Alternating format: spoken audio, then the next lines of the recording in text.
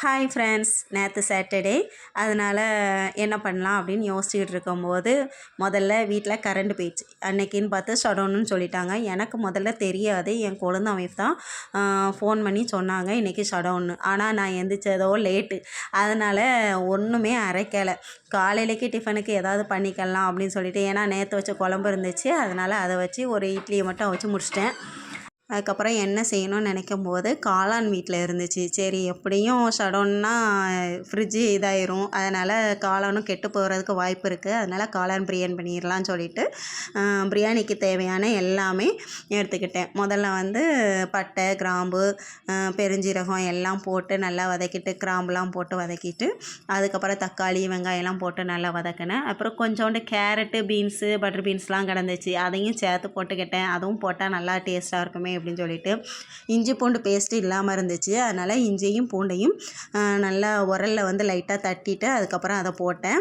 அதுக்கப்புறம் உப்பு போட்டு நல்லா வதக்கிட்டு, அதுக்கப்புறம் காளானையும் கட் பண்ணி போட்டு நல்லா அதையும் வதக்கிட்டு, கொஞ்சம் நல்லா வதங்கினதுக்கப்புறம் போட்டால் நல்லா டேஸ்ட் நல்லாயிருக்கு. போன தடவை டபியில் பண்ணப்போ நல்லா இருந்துச்சு. குக்கரை விட அதுக்கு முன்னாடி குக்கரில் பண்ணேன். அந்த குக்கரில் பண்ணதை அந்தளவுக்கு எனக்கு டேஸ்ட்டாக தெரிஞ்ச மாதிரி இல்லை. அதனால் இந்த தடவை வேறு ஒரு பாட் எடுத்து பண்ணுவோமே ஏன்னா கொஞ்சமாக தான் பண்ண வேண்டியிருந்துச்சா, அதனால் கொஞ்சமாக செய்வோம்னு சொல்லிட்டு செஞ்சுக்கிட்டு இருந்தேன். அதுக்கப்புறம் பாஸ்மதி ரைஸ் தான் இந்த தடவை இருந்துச்சு. அதனால் பாஸ்மதி ரைஸ் வந்து 1 கப் எடுத்துக்கிட்டேன். அந்த 1 கப்புக்கு வந்து, ஏன்னா அந்த நேரம் தான் நான் அலசி போட்டேன். அப்போ போடும்போது 1க்கு 2 கிளாஸ் நான் தண்ணி ஊற்றிக்கிட்டேன். ஏன்னா அது வந்து கொஞ்சம் நல்லா திக்கான ரைஸாக இருந்துச்சு. அதனால் அதை ஊற்றிட்டு அதுக்கப்புறம் லைட்டாக லெமன் போட்டு, அதுக்கப்புறம் உப்பும் போட்டு மசாலா பொடியும் போட்டேன். நான் மட்டன் மசாலா தான் யூஸ் பண்ணுவேன். அது உங்களுக்கு பார்க்குற நிறைய பேருக்கு எனக்கு தெரிஞ்சிருக்கும், நான் மட்டன் மசாலா தான் யூஸ் பண்ணுவேன்னு சொல்லிட்டு. அதுவும் போட்டு நல்லா கிளறிட்டு மேட்டாக்கில் லைட்டாக ஒரே ஒரு ஸ்பூன் மட்டும் நெய் ஊற்றினேன். அப்புறம் இஞ்சி பூண்டு பேஸ்ட்டு வேறு இல்லாமல் இருந்துச்சுல்ல, அதுக்கு வந்து உரலில் நான் தட்டி போட்டுக்கிட்டேன். ஏன்னா தட்டி போட்டது கொஞ்சம் வாய்க்குள்ளே கடிபடுமோன்னு நினச்சேன். நல்லாவே தட்டி போட்டிருந்தேன். அதனால் வாயில் கடியே படலை. என் பசங்களும் எடுத்து சாப்பிட்டாங்க. டேஸ்ட்டாக இருக்குதுன்னு சொன்னாங்க. அது கூடவே முட்டையும் அவிச்சு வச்சுக்கிட்டேன். ஏன்னா பிள்ளைங்களுக்கு வந்து முட்டை கொடுக்கணும்னு ஆசை தான். ஆனால் அவங்க சாப்பிட மாட்டாங்க பசங்க.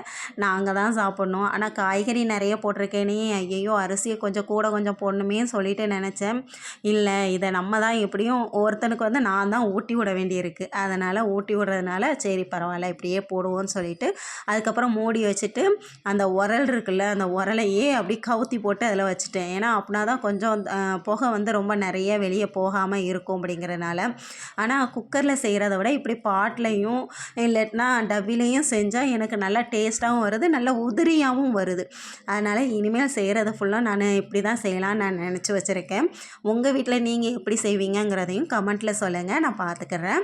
அதுக்கப்புறம் நீங்கள் என்ன மெஷர்மெண்ட் கொடுப்பீங்க அப்படிங்கிறதையும் எனக்கு வந்து கமெண்ட்டில் சொல்லுங்கள்.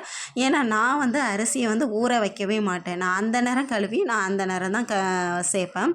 நிறைய பேர் ஊற வச்சு நான் போடுவாங்க. அது வந்து எனக்கு என்னமோ ஒரு டேஸ்ட்டே இல்லாத மாதிரி ஒரு ஃபீல் இருக்கும். உங்களுக்கு எப்படி இருக்கும் நீங்களும் சொல்லுங்கள்.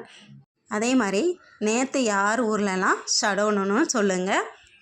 கூட்டுக்கு கொஞ்சோண்டு சம்பல், வெங்காய சம்பல் மட்டும் வச்சேன்னா அதை வச்சு சாப்பிட்டுட்டு அன்னைக்கு மதிய சாப்பாடு எங்களுக்கு முடிஞ்சு போச்சு.